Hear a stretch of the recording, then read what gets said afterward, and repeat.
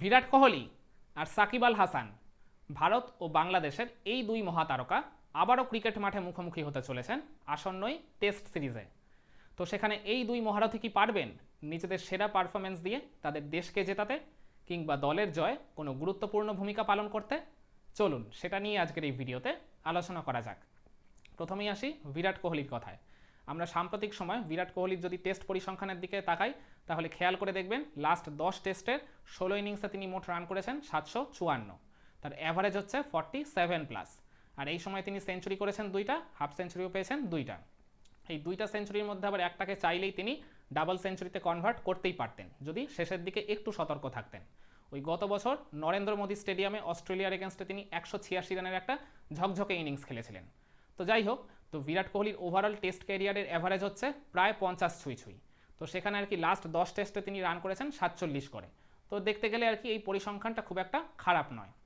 আবার বাংলাদেশের এগেনস্টে তার টেস্ট পরিসংখ্যানের দিকে যদি আমরা তাকাই, তাহলে বাংলাদেশের এগেনস্টে তিনি টেস্ট খেলেছেন মোট 6টা, 9 ইনিংসে তিনি মোট রান করেছেন 437। এই সময় তার অ্যাভারেজ হচ্ছে প্রায় 55, আর তিনি সেঞ্চুরি করেছেন দুইটা, আর কোনো হাফ সেঞ্চুরি পাননি।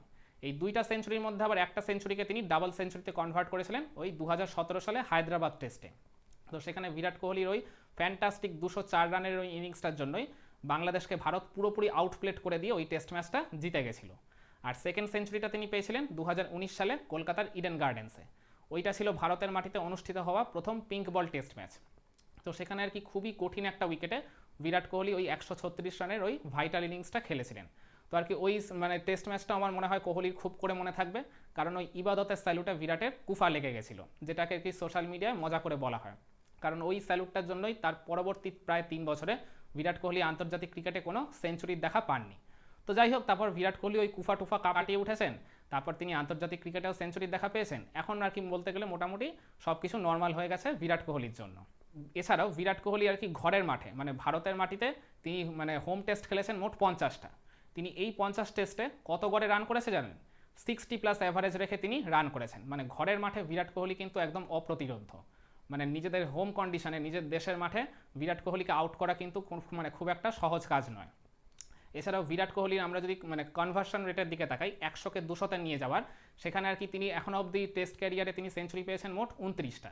এই 29টা সেঞ্চুরির মধ্যে 7টা আর কি সেঞ্চুরিকেই তিনি ডাবল সেঞ্চুরিতে কনভার্ট করে নিয়ে গেছেন। তার মানে 100কে 200তে কনভার্ট করে নিয়ে যাওয়ার রেট হচ্ছে প্রায় 25%। এটা আর কি শুধু ইন্ডিয়ার মধ্যে নয়, পুরো অল ওভার দ্য ওয়ার্ল্ড, পুরো ক্রিকেট বিশ্বের মধ্যেই আর কি এটা সেরাদের সেরা। তো আর কি দেখতে গেলে বিরাট কোহলিকে নিয়ে আর কি বাংলাদেশের বোলারদের খুবই সতর্ক থাকতে হবে। তো আর কি তিনি একবার যদি উইকেটে থিতু হয়ে যান, তাহলে আর সহজেই কোনোভাবে নিজের উইকেটটা তিনি ছুড়ে দিয়ে আর আসতে চাইবেন না। এছাড়া আমরা যদি বিরাট কোহলির ওই লাস্ট আর কি তিনি বাংলাদেশের এগেনস্টে যে টেস্ট সিরিজটা খেলেছিলেন ওই 2022 সালের ডিসেম্বরে, ওটা ওই আগের টেস্ট চ্যাম্পিয়নশিপের সাইকেলের আর কি সিরিজ ছিল। তো ওইখানে আর কি 2 টেস্টে আর কি তার খুব একটা ভালো যায়নি। তো ওখানে আর কি দেখতে গেলে তিনি প্রায় অফ ফর্মেই কাটিয়েছিলেন। তো যাই হোক, আশা করি সেটা তো আর কি প্রায় দেখতে গেলে প্রায় 2 বছর আগের ঘটনা। তো আশা করি সেই ফর্ম আর বিরাট কোহলি এখন আর ক্যারি করবে না। এছাড়াও আর একটা দুশ্চিন্তার বিষয় আছে, বিরাট কোহলি সাম্প্রতিক সময় কোনো আর কি টেস্ট ম্যাচ খেলেননি। তিনি লাস্ট আর কি মানে লাল বলের ক্রিকেটে ম্যাচ খেলেছেন এই বছর জানুয়ারিতে সাউথ আফ্রিকার এগেনস্টে। তো আর কি দেখতে গেলে প্রায় দীর্ঘ 8 মাস মতো আর কি তিনি কোনো ম্যাচ পাননি। তো যাই হোক, বিরাট কোহলি তো বিরাট কোহলি, তো তিনি আর কি টাচে থাকলে, তিনি রিদমে থাকলে, তিনি আর কি যদি আর কি যেদিন মানে ফর্মে থাকবেন, তিনি একাই আর কি দেখতে গেলে প্রতিপক্ষকে শেষ করে দেওয়ার মতো ক্ষমতা রাখেন। তিনি আর কি লাল বলের ক্রিকেটে খেলেননি, কিন্তু অন্য ফর্ম্যাটে তো ক্রিকেট খেলেছেন। তিনি বলতে গেলে খেলার মধ্যেই রয়েছেন। তাকে নিয়ে আমার মনে হয় না খুব একটা দুশ্চিন্তা বা আশঙ্কা করার কোনো প্রয়োজন আছে। এইবার আসি সাকিব আল হাসানের কথায়। তো সাকিব আল হাসানেরও আমরা লাস্ট 10 টেস্টের যদি পরিসংখ্যানের দিকে চোখ রাখি, তাহলে সেখানে আর কি মানে লাস্ট 10 টেস্টের 17 ইনিংসে তিনি মোট রান করেছেন ওই 514, তার অ্যাভারেজ হচ্ছে প্রায় 33। আর এই সময় তিনি হাফ সেঞ্চুরি করেছেন 5টা, কোনো সেঞ্চুরির দেখা পাননি, আর উইকেট পেয়েছেন অ্যাট দ্য সেম টাইম 27টা। তো আর কি দেখতে গেলে এটা খুবই ভালো একটা পরিসংখ্যান আর কি। যদিও আর কি সাকিব সাম্প্রতিক সময় একটু তার ওই চোখের সমস্যার কারণে ব্যাটিং নিয়ে স্ট্রাগল করছেন, কিন্তু তারপরেও আর কি তিনি প্রায় ওই 32-33 অ্যাভারেজ রেখে যে রান করেছেন, সেটাই তো অনেক। এছাড়াও আর কি আমরা যদি ইন্ডিয়ার এগেনস্টে তার আর কি যদি পরিসংখ্যানটার দিকে তাকাই, তাহলে ইন্ডিয়ার এগেনস্টে তার মানে তিনি মোট টেস্ট খেলেছেন 8টা, তার মানে এই সময় রান করেছেন তিনি 376, তার অ্যাভারেজ হচ্ছে প্রায় 27, আর তিনি হাফ সেঞ্চুরি পেয়েছেন 2টা, আর উইকেট পেয়েছেন ইন্ডিয়ার এগেনস্ট এই 8 টেস্ট ম্যাচের মধ্যে আর কি 21টা। দেখতে গেলে আর কি অ্যাজ আ অলরাউন্ডার এটা ভালোই পারফরমেন্স, কিন্তু আর কি ওই ব্যাটিংটা নিয়ে একটু কনসার্ন রয়েছে, যেটা আর কি সাকিব সুলভ হয়নি বলতে গেলে। তো যাই হোক, তো আর কি বলতে সাকিবের আর কি মানে ওভারঅল আর কি তিনি ক্যারিয়ারে আর কি যেরকম পারফর্ম করেন, তো তিনি আর কি মানে ব্যাটে বলে আর কি সমান কন্ট্রিবিউশন রাখারই সব জায়গাতে চেষ্টা করেন। আর ইভেন আর কি যে লাস্ট সিরিজটা আর কি খেলেছিল বাংলাদেশ ইন্ডিয়ার এগেনস্টে ওই 2022 সালের ডিসেম্বরে, তো সেখানে আর কি দেখতে গেলে সাকিব প্রথম টেস্টে চট্টগ্রামে দ্বিতীয় ইনিংসে আর কি 84 রানের একটা ভাইটাল ইনিংস খেলেছিলেন। তো ওই ইনিংসটা কিন্তু খুবই আর কি কার্যকর একটা ইনিংস ছিল, স্পেশালি ওই সাকিবের ওই ইনিংসটা আর ওই জাকির হাসানের ওই সেঞ্চুরির জন্যই বাংলাদেশ কিন্তু ওই টেস্টে ইনিংস হার বাঁচিয়েছিল। ওই দুইটা আর কি মানে গুরুত্বপূর্ণ ইনিংস বা ওই পার্টনারশিপ যদি তাদের মধ্যে না ঘটতো তাহলে কিন্তু ইউ নেভার নো, বাংলাদেশ ওই টেস্টটা কিন্তু ইনিংস ব্যবধানেও হারতে পারতো। আর এরপর তার পরের টেস্টেও কিন্তু সাকিব ব্যাট হাতে খুব একটা আর কি জ্বলে উঠতে না পারলেও বল হাতে তিনি কিন্তু এক ইনিংসে 5 উইকেট নিয়েছিলেন, ওই সম্ভবত বোধহয় প্রথম ইনিংসে। তো সাকিব আর কি ভারতের বিরুদ্ধে বরাবরই ভালো পারফর্ম করেন, তিনি ভারতের এগেনস্টে পারফর্ম করতেও ভালোবাসেন, সেটা শুধু টেস্ট ক্রিকেটে নয় সব ফরম্যাটের ক্রিকেটে। আর সাকিব ভারতের মাটিতে এখনও পর্যন্ত একটাই টেস্ট খেলেছিলেন ওই 2017 সালে হায়দ্রাবাদ টেস্টে, তো সেখানেও আর কি তিনি 82 রানের একটা ইনিংস খেলেছিলেন। তো আর ইন্ডিয়ার সেকেন্ড ইনিংসে তিনি দুইটা গুরুত্বপূর্ণ উইকেট তুলেছিলেন, তার মধ্যে একটা ছিল বিরাট কোহলির উইকেট আর একটা ছিল অজিঙ্ক্য রাহানের উইকেট। তো আর কি সাকিবের ভারতের মাটিতে টেস্ট ম্যাচ খেলার অভিজ্ঞতা বলতে এই একটাই। আর এর পরের সিরিজটা তিনি অ্যাভেলেবেল ছিলেন না 2019 সালে, কারণ তখন তিনি আর কি আন্তর্জাতিক ক্রিকেট থেকে আর কি সাসপেনশনের মধ্যে ছিলেন সেই কারণে। তো আর কি সাকিবের উপরও আর কি মানে ভারতীয় ক্রিকেটারদের আলাদা করে নজর রাখতে হবে, কারণ তিনি এমন একজন আর কি পারফর্মার, এমন একজন ব্যাটার, এমন একজন বোলার, তিনি আর কি নিজের দিনে আর কি প্রতিপক্ষের থেকে যে কোনো মুহূর্তে যে কোনো সময় গেম ছিনিয়ে নিতে পারেন, সেটা ব্যাটিংয়ে হোক বা বোলিং পারফরমেন্স দিয়েই হোক না কেন।